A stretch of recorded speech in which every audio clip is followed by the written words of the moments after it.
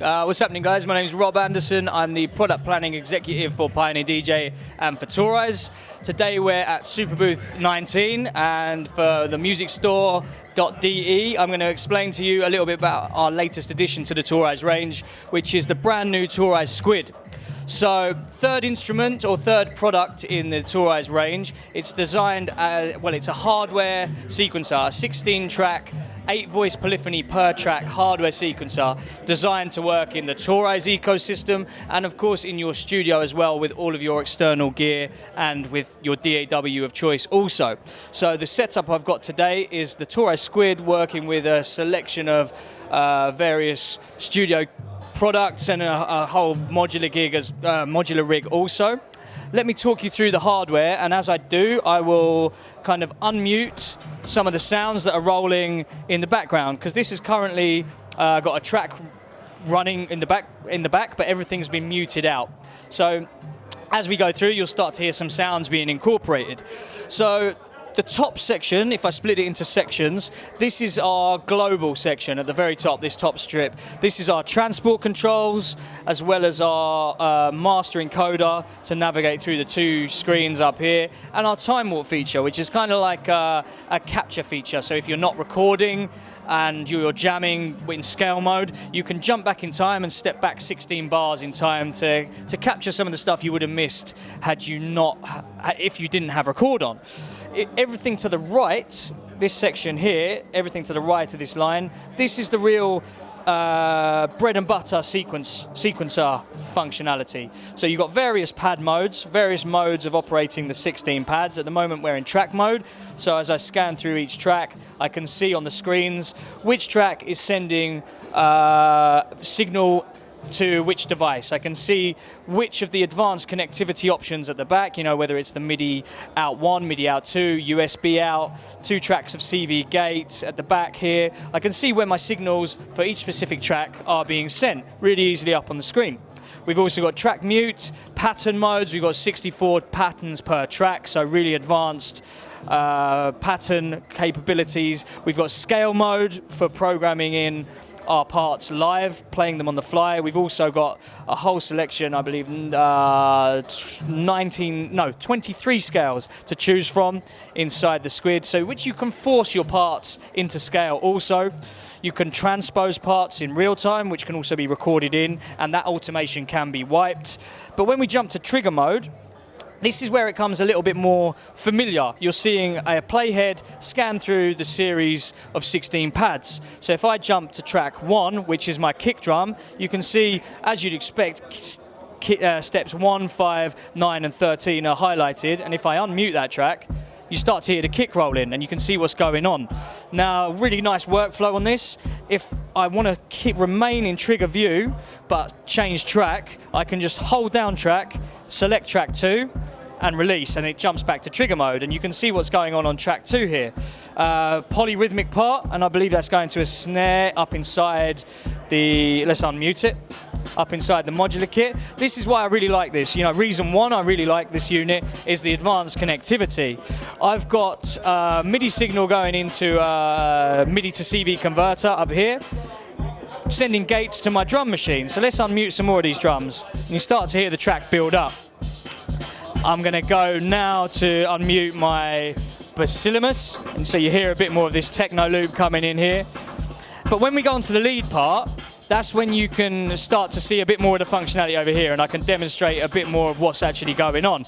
Let's unmute track 11, so we got the bass. In fact, no, I'm going to keep the bass off and bring in my lead part. And I'm going to bring up the Volca drum as well, so you're hearing a bit more going on. Keeps it a bit more exciting.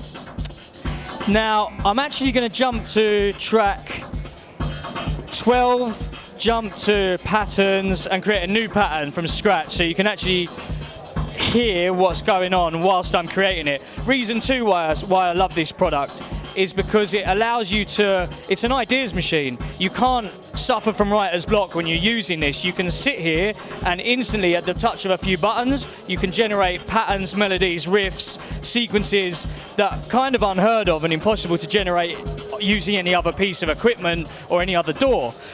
Let me jump to trigger. of course, we're seeing a blank pattern here, so if I were to go like this, you're hearing the further generator being triggered. That's one way of triggering steps. We can go into, we can program these like so. I'm going to turn that down. And we can globally change the pitch, globally change the gate, globally change the velocity, and globally divide and globally count as well. So if I increase the divide, every step will be split up, so it kind of ratchets, almost like a flam. And the count will instantly give you polyrhythmic steps if you go into step parameter locks. So let's say you wanted to change the pitch of one step. It's hard to do with one hand, but I'm going to hold down one step, change the pitch, and you'll hear that one step go up, as you'd expect sequencing functionality to work. All locked into scale as well. If I hold one step and change the count, step 13 is pausing for 4 steps. So you've instantly got a polyrhythm running. But it really gets exciting when you use the randomize functions. If I hold shift and press active, you can see it's changing my triggers. Using a Euclid mode, I can't pronounce it, but it's the mathematical equation that works in a very clever way, giving you very exciting pattern steps, and this works with with random triggers, random pitch, and random gate. So I'm going to leave that polyrhythm running, hold shift and press pitch. Instantly something that sounds pretty nice. It's created a riff for me. Change the gate. Pretty fast workflow. Let's say I like that pattern. I can copy that pattern, copy, paste it down into one of the 64 free spots, and then create some variations of it. And you're instantly creating variants of a pattern very easily. But it's when you jump over to this section, that's when everything to the left-hand side over here, this is the real exciting USP exclusive Squid functionality that really allows you to mangle these riffs and come up with the creative nutty sequences that you wouldn't otherwise create. We've got 64 running directions, which is kind of mind-blowing for a sequencer. You've got 6 main directions, so forward, down, snake, clockwise, anti-clockwise, and step back, which will go 1, 3, 2, 4, and so on until it completes the sequence. 6 main directions. Let's show them. Standard forward. As soon as I press down, you get a different riff. Because we're using this square grid, we can run in many different directions. Go in snake mode. Going clockwise. In fact, if every step's active, it's a bit more obvious. And if the count is the same on every step. So you can see it running clockwise now, or anti-clockwise, or step back.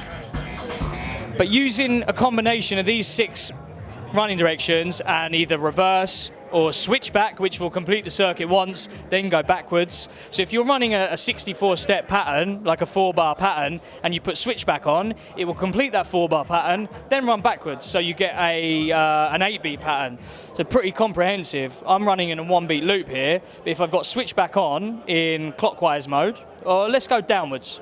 When I hit run, it will complete the cycle once, then go backwards. So we've got a 2-bar pattern running there. Sounds nice. I'm going to leave it on that. Using a combination of these two and using the shift flip functionality, which flips the grid on its side. So if this was the downbeat, this would become the downbeat. You've got 64 running directions. So extreme capabilities and variants on a pattern very easily accessed using these functions.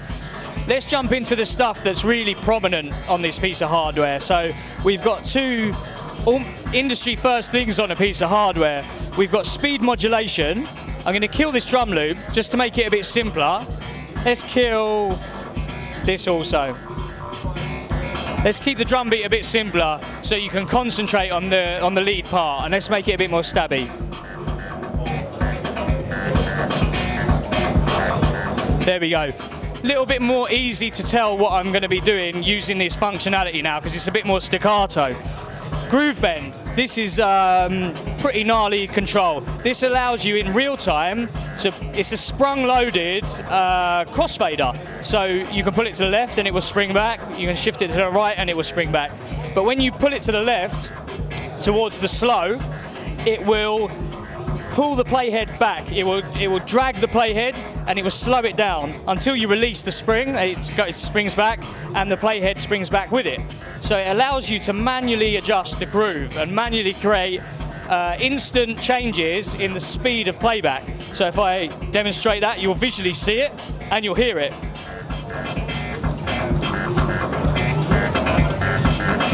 That's slowing the playhead down.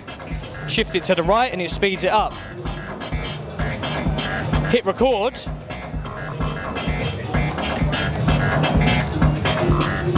I mean, I've done an extreme circumstance there just so you can hear what's going on with that pattern and just so you can see what's going on. If you don't like what you've created, hold down copy and paste, move the pop, it's deleted.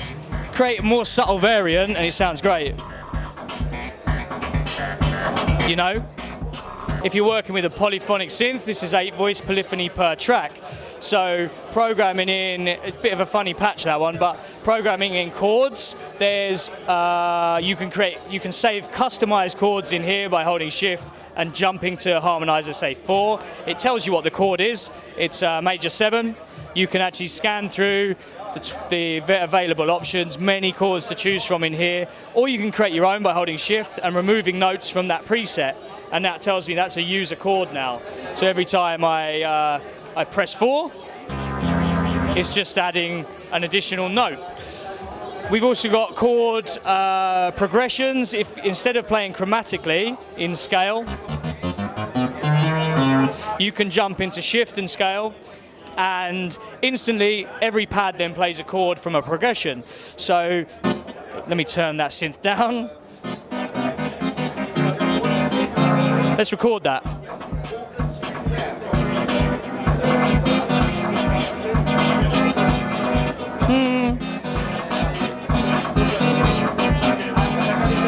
Sounds terrible. Remove them. Start again. Shift.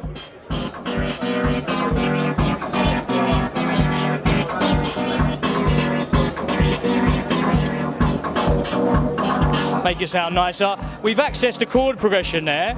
Jump to another pattern, and you can scan through the various progressions, and there's many different options. So you're hearing a completely different chord progression as you scan through the presets. Great for the guys who don't know music theory, great for myself. Instant access to melodic control that allows you to work in a musical way without knowing music theory. It's kind of essential nowadays in pieces of hardware and pieces of software. So great functionality on the harmonic and polyphonic functionality of the Squid. I'm going to wrap it up because I'm rambling on about this crazy machine. But yeah, this is available as we speak in the music store. Get yourselves down and check this out. It's at an insane price of €599. Really the correct price point for this bit of kit. It's not just a Toraiz product for that ecosystem, like I've said. It's designed for producers who have a studio of perhaps hardware, or producers that work inside a DAW, just enabling you to sit down and knock up ideas and create variants of ideas. And then I didn't mention the pattern set mode, but jumping into pattern set mode, you can create your arrangement as well, and it would take your writing level from there to there. That's what it's done with me. Get yourselves down to the music store and have a demo. Thank you.